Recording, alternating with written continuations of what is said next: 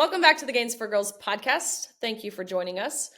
I am super excited about today's guest. I know that I say that about every guest, but today's guest is sharing a new perspective, adding a new perspective, one that I imagine most of you haven't really considered.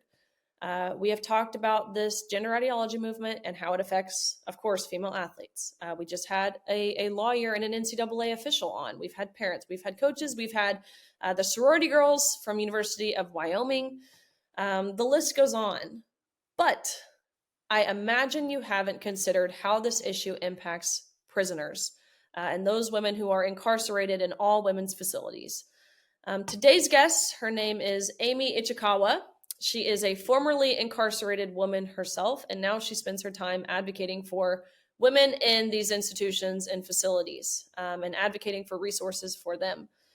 A big issue that she has faced over the past few years, she's based out of California, if that tells you anything, is men self-identifying as women and getting into women's prisons and how this affects women. I actually got to meet Amie in New Mexico a few weeks ago. We were there advocating for a new piece of legislation called the Women's Bill of Rights, which ultimately defines and codifies the word woman and other sex-based terms. I can't even believe that this is necessary. We have to define the word woman in state statute, really federal statute, but here we are in 2024. It is necessary that we do so. But look, this bill, the Women's Bill of Rights, it's a lot broader than just protecting women's sports. Anywhere where the word woman is used in state statute, it would define this word. So it prevents unelected bureaucrats and officials from going through the back door and reinterpreting this word to mean what they want it to mean, which is what we're certainly seeing happening. And in New Mexico, for example, the word woman or female is used 2,045 times in state statute, meaning, again, 2,045 times for this word to be reinterpreted to mean what whoever wants it to mean, which we're seeing the effects of that now. So very excited to talk with Amie. Check out our interview here. Well, Amie, thank you so much for joining the Gains for Girls podcast. It is nice to see you again. We just got back from spending some time together in New Mexico, which was incredible. And to just be able to hear some of the stories you were able to tell me. Gosh, I learned so much. And so I'm super excited to talk to you today. I wanted you to just start by telling us a little bit about you and your background. Okay, well, thank you very much for having me. I am formerly incarcerated. I served 5 years in a California state prison. I started a small organization a few years after getting out, and I've pretty much dedicated my life to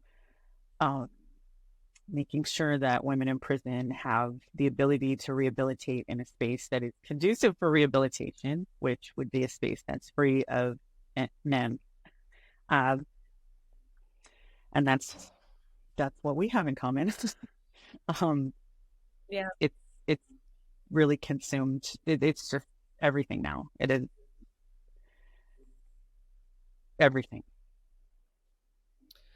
Well, talk about outside of kind of the gender ID, the self-identification mess. What are some of the things that women specifically in prison face that are different to that of males in men's facilities? The issues for women in women's prison stem from the lack of dignity, the absolute disrespect, the disregard for you as a woman. It starts from the time you walk in to the time you leave, and even after that. There's so many issues with staff, sexual misconduct, the whole internalized misogyny of the system in general. You're robbed of your womanhood and femininity when you walk into the place. And we're just held to a different level of accountability than men as well. Women are stigmatized very heavily because we're not supposed to be, nobody's supposed to be a criminal, but, technically I think women are held to a much, much higher standard. You're permanently looked down upon, and I'm trying to work through it myself.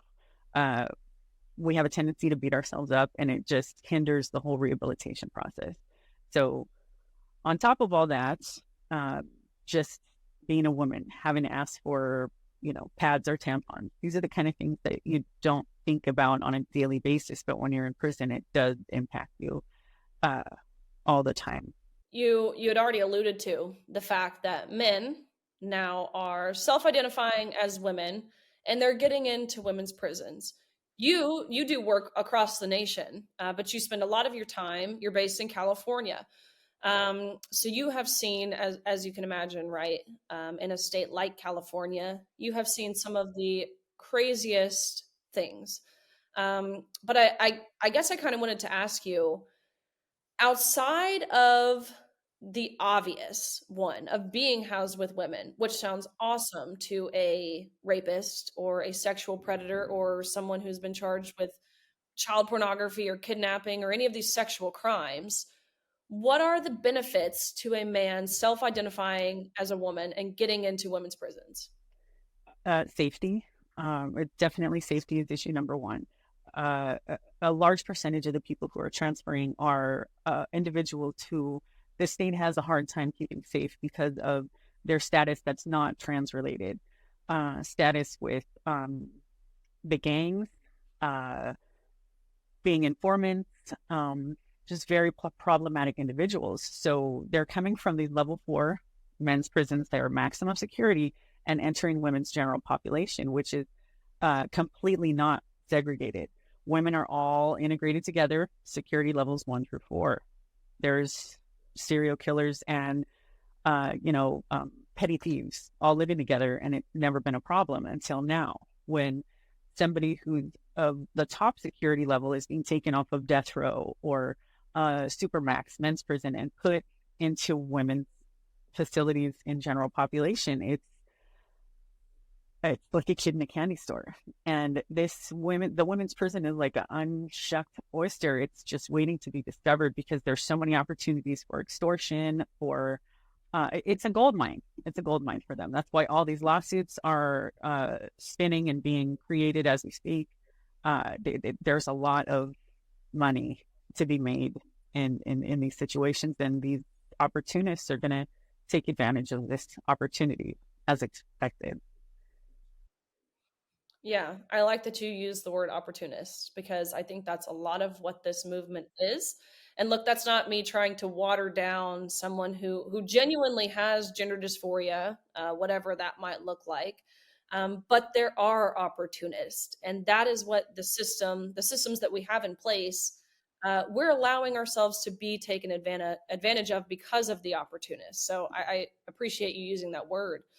Um, what does this mean that the women in these all women's facilities across the nation, what does that mean that they have to now endure because of these men into their facilities? Well, That's in kind a of again of the safety aspect. in a like housing perspective, you're now completely void of any privacy or dignity. You didn't have any too much before, but it's different when you're in a cell. Like in the world's largest women's prison, it's an 8-person cell. So now you're getting ready for work, you're changing, you're showering, you're using the toilet with someone who possibly is a sex offender. This is somebody who is going to be around you in the most intimate times of the day. You're now like their comfort animal. These people also have the ability to have you moved out of the cell at any given time because their own perception of their mental health, safety, and well-being has to be taken into consideration whenever any decisions are made in regards to their housing assignment, job assignment, anything like that. And these aren't rights that were taken away from a community and are being redistributed. This is stuff that nobody in prison has ever had. This is violating laws that are already on the book. No inmate can have power over another inmate. But these people now have the ability to just bust up an entire room, displace 7 other women because you want to possibly have single self status. All of this is stuff that these women have to worry about every day now. It takes years to cultivate a group of 8 women who can live together and thrive and succeed. It takes a lot. And knowing that at any given moment, somebody could just say, I want that room and I want them all out, uh, is, it's got people on the edge of their seats, just hyper vigilant. There's no respite from this. Just Super Bowl Sunday, they had to watch as while they're on lockdown because there's no staff there. The plant operations staff came in to install condom and dental dam dispensers because it was really important, apparently. All women's facilities. Now, everyone should be asking themselves, why do they need men's condoms in an all women's facility? And if you think about this and lay this out for exactly what it is, not only because you're not supposed to have sex in prison. I mean, that's a standard, right? I mean, Right. And it is, they got a memo that states, sexual relations and sexual activity is still prohibited under any circumstances, but we're still going to provide this. It's always, for many years, they've been provided in the men's prisons because there's different, activities and lifestyles that are taking place in there. They're trying to slow down the transmission of STIs. So it has never been an issue in women's prison. But since they're introducing this factor into their population, it is going to be a problem. And I think they introduced the dental dams at the same time to kind of offset the shock factor that these are freaking condoms. Not only are they just allowing intercourse, by providing condoms, it is as if they are encouraging intercourse. And what I would imagine in many cases, encouraging rape. Because again, these are men who are convicted of sexual assault crimes. Do you have any stats? Like, obviously, I think it's pretty well known, women on average, right? The percentage of those who commit sexual battery or sexual crimes, of course, it's much higher for that of men. What is that? Do you have any kind of stat that would relay that? It's like this and this now, but technically, even within the men's statistic, I think their sex offender rate is 17% for general population. And for the transfers, just the transfer requesting people to women's prison, it's 33.8%. So this is a really undeniably large concentration of sex offenders that is trying to gain access to the women's prison, of whom 92% are battered and beaten women. It is rare to have female sex offenders. They do exist, but the way the law was written, if anyone in the prison of the selected gender has ever had any convictions that are related to a transfers conviction, then it clears the way. So one sex offender, female, it opens this whole door up to serial rapists, people with the most heinous sex crimes.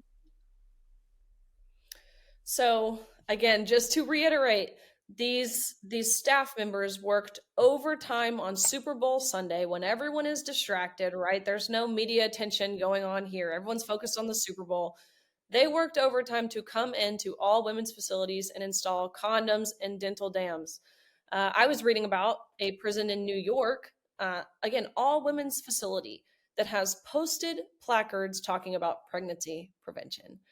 What are the numbers, again, being in California, what are the numbers look like? Like, how many men are transferring to women's prisons? And I think almost more importantly, how many women who self-identify as a male apply to get into men's prisons? I believe the CDCR website says that about maybe 11 trans men have tried to transfer, but I know that there's only been one who has been allowed to transfer, and they had maybe 3 months left to do, and they were sent to a men's prison, and there were no complaints. I think the conduct of the people that are in the men's prison is a little bit different than the people who are transferring over. The dangers are not the same because they're sending all the predators to the women's prison. That the ones who are the opportunistic, manipulative people that you would want to protect individuals from are being prioritized in all of this and protected and given so much power over the whole system.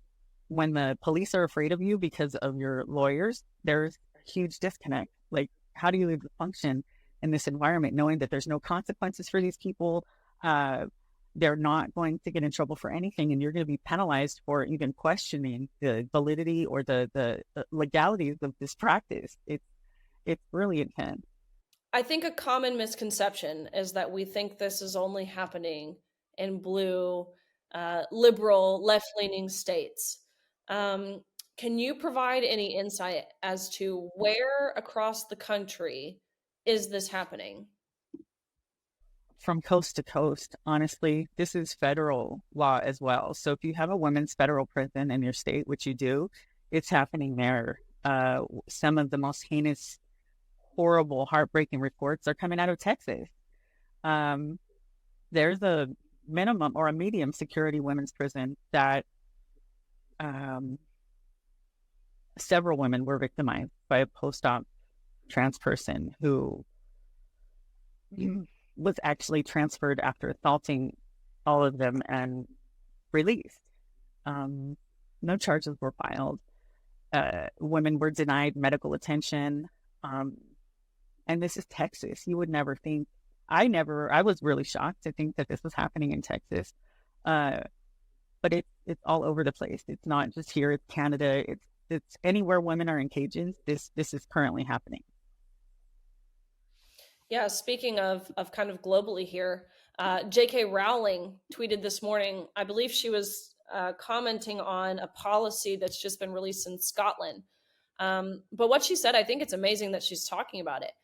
She said those male prisoners currently held alongside women include those convicted of murder and torture and those with intact male genitalia. And then goes on to say that this policy is trampling over the rights of incarcerated women, and that the aim is to increase the possibility for male prisoners who identify as transgender to have access to women in prison. And this blatantly sees women as providing a service of validation and as objects. And then further goes on to say that they're doing this policy is committed in total secrecy. So it's pretty amazing to have a woman and an advocate like J.K. Rowling on your side. Um, what about, I guess, we've obviously talked about these men wanting to, and J.K. Rowling did as well, wanting a hold of these women and to get access to these women. What about women being impregnated by these men? Well, like you said with the signage in New York, there's similar signage in California that what and they've never publicized this before. This was right after the transfer started. In the medical buildings, they posted posters that state what your options are should you become pregnant during incarceration. Option number one being a Plan B pill, number two, abortion, number three, connection with a social worker to start the adoption process. This was never been a problem before, clearly because women don't have penises. So there were 2 abortions last year that I'm aware of, and I have the Public Information Request Act responses. I believe there's, to my knowledge, someone pregnant right now. And one of the pregnancies last year was from the same alleged the same person. There's this plot, I think James O'Keefe discussed it in an expose he did in Washington State. There's a scam called the $1 Million Baby Scam. And people are linking up, connecting to intentionally get pregnant for profit, for lawsuits, for settlement. So this is the kind of sinister plotting and manipulating that's taking place because of this type of legislation. This is what this has done, pregnancy for profit. Yeah, I've heard of stories out of New Jersey, Kansas, Ohio, of course, in California, of women being impregnated. The list goes on. So I guess my question for you is, you mentioned legislation and some different things. What can we do as everyday people to one, spread awareness that this is happening? Because I think a lot of people don't even know that this is an issue. um, to spread awareness, and what can we do ultimately to help stop what's I happening? think these kind of difficult conversations are where it starts. Having to talk to someone about something so awkward and unbelievable as housing rapists in a women's prison is a game changer. And over the last couple of years, I've realized that I get a lot farther by investing in these conversations. It encourages other people to do their research, and it's I think it's been pretty productive. But outside of these uncomfortable conversations, I think checking your own state's legislation to see what's on the books in regards to the housing of trans-identified prisoners, uh, and if it's the same, which more than likely it is, contacting your state reps, letting them know this. Are you aware of this? Did you read this bill from the top to the bottom? Do you know that there's fully intact predatory males being forcibly housed in the women's facilities? Let them know this is a big deal. Supporting the Women's Bill of Rights in your state is huge, because if we had definitions in the law like we think there are, it would be greatly, greatly impactful. There are no definitions in this legislation. It's so nuanced, and there's so um, huge of a gray area that it just opens everything up for um, this kind of insanity and unbelievable situation. So contacting your state reps that are supposed to be representatives of, they're supposed to reflect your beliefs, not an ideology, not a movement, but what the constituents want. And if you are not cool with housing men and women's prison, then you got to tell them, because they're not doing their job right. Yeah, it's wild that in the nearly 250-ish years we've been established as a country, of course, we don't have a definition for the word woman because we've never struggled to define the word woman. Yet here we are in 2024, where I would argue not only is it necessary that we define the word woman, it is urgent that we define the word woman, which is a testament to where we are as a nation right now, which is a pretty scary thought. But Amie, what can we do to support you and the work that you do? Because you are on the ground, on the front lines of this. You are in and out of the prisons. You are talking to the women who are incarcerated. Being someone who's formerly incarcerated yourself, how can we support you specifically in the work that you're doing? Well, we can always use stamps. We send a lot of mail. I know it sounds small, but postage is increasingly expensive every single year, and we send a lot of mail out. We do our best to keep people abreast on new legislation that will impact their lives. And our newsletter, we send it out, once a month, and we're in regular correspondence with everybody else. I mean, cars and money would be great too, but in the meantime, stamps are awesome. We aren't formally funded. Um, I think I've really prioritized the immediate needs of the women inside, and I'm working backwards to kind of come to where we should be to be able to support ourselves and continue to do the work that we do. If anybody has great skills in accounting or wants to help with, I don't know, creating an infrastructure with us, that would be welcome also. What's your website? What's the website people can visit? It is www.womaniiwoman.org. II for two, for like Roman numerals. And there's so much that you can check out there. And there's different ways you can help and specifically give to areas that you want to support. Love it. Yeah. Well, it's amazing the work you're doing. It is our job. I think people forget, right? I think we rely on the government um, to do the right thing. But what a naive thought to wait for these people to do the right thing unprovoked. It is our job to hold their feet to the fire, to hold them accountable, to call out the hypocrisy.